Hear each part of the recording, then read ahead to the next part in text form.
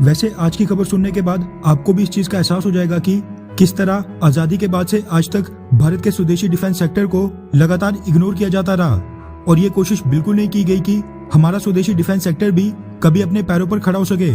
अब इसके पीछे का क्या कारण है वो बता पाना तो बहुत ही मुश्किल है, क्योंकि इससे पहले आज तक रही सभी सरकारें भारत में डिफेंस सेक्टर की प्राइवेटाइजेशन और इस सेक्टर में प्राइवेट प्लेयर्स को घुसने नहीं दे रही थी। लेकिन अचंभे की बात यह है कि भारतीय सरकार विदेशों की प्राइवेट कंपनियों से धड़ाधड़ हथियार खरीद रही थी। फाइटर जेट्स, सबमरीन्स, टैंक वगैरह। ये चलो मान भी लेते हैं कि हमारे पास इनको मैन्युफैक्चर करने की काबिलियत नहीं है और ना ही कोई प्राइवेट डिफेंस सेक्टर की कंपनी इनमें इंटरेस्टेड थी। लेकिन gloves, sleeping bags, military boots, rain bags, ये इतनी मामूली सी चीजें भी विदेशों की कंपनियों से मंगवाई जा रही थी। हिंदुस्तान टाइम्स की रिपोर्ट के मुताबिक सियाचिन ग्लेशियर पर तैनात भारतीय सैनिकों के लिए ग्लव्स खरीदे जा रहे थे म्यांमार से। जी हाँ, बिल्कुल ठीक सुना आपने, पड़ोसी देश म्यांमार, जहाँ आज के समय पॉलिटिकल क्राइसिस चल रहा है। वहीं सियाचिन में इस्तेमाल होने वाले स्लीपिंग बैग्स आते थे श्रीलंका से।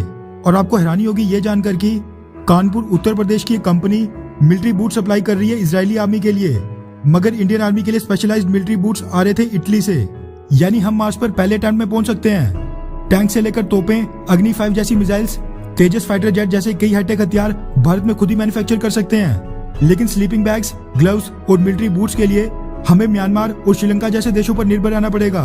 वहीं आपकी जानकारी के लिए बता दूं कि भारतीय मिलिट्री का क्लोथिंग बजट 200 से 400 करोड़ के आसपास तक का है, जो कि ये म्यांमार और श्रीलंका जैसे देश खा जाते थे। लेकिन अब इस पर लगाम लगाने के लिए भारतीय सरकार और सेना ने अब मन बना लिया है।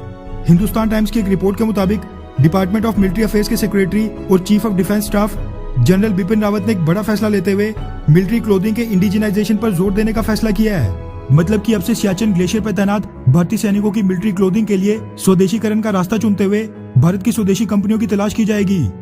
इसी के साथ क्योंकि डिफेंस सेक्टर में अब भारतीय सरकार ने 100% FDI यानी 100% फॉरेन डायरेक्ट इन्वेस्टमेंट अलो कर दी है, इसीलिए विदेशों से जिन कंपनियों से मिलिट्री क्लोथिंग और इक्विपमेंट खरीदे जा रहे थे उनको भारत में इनकी फैक्ट्रीज और वर्कशॉप स्थापित करने के लिए आमंत्रित किया जाएगा, ताकि जब वो भारत में इनको मैन्युफैक्चर करे तो भारत की बाकी लोकल टेक्सटाइल और लेदर इंडस्ट्री जो इनको रॉ मटेरियल प्रोवाइड करेगी उनको भी इससे फायदा हो।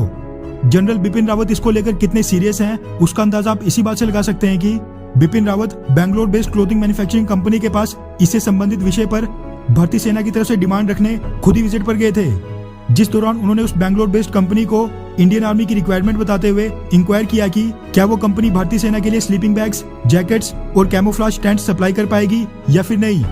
वैसे हैरानी इस बात की है कि इतने बेसिक इक्विपमेंट भी अभी तक विदेशों से मंगवाए जा रहे थे। अच्छा सुनो, चैनल को सब्सक्राइब करो, उसके बाद घंटी बजा देना ताकि अगली वीडियो आपसे मिस ना हो पाए। Thank you.